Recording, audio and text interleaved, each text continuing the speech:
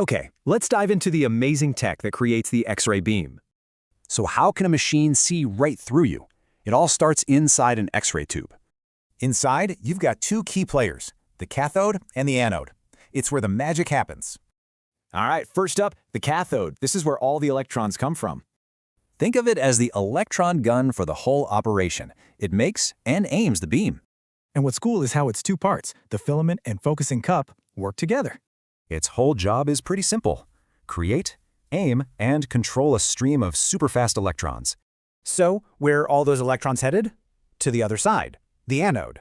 And if the cathode is the gun, the anode is the target where X-rays actually get made. Now, there are two types, stationary and rotating. And there's a really big reason why. It's all about heat. Rotating it spreads the heat out so the target doesn't just melt. But what happens when those electrons finally hit the target? Well, it's powerful but not very efficient. So, how efficient are we talking here? The answer might actually surprise you.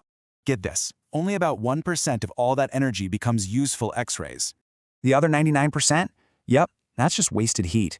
A massive engineering problem.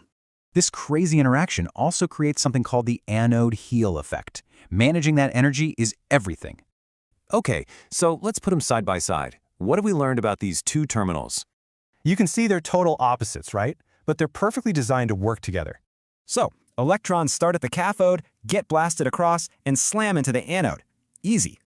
It makes you wonder, what else could we do if we could somehow harness that 99% energy loss?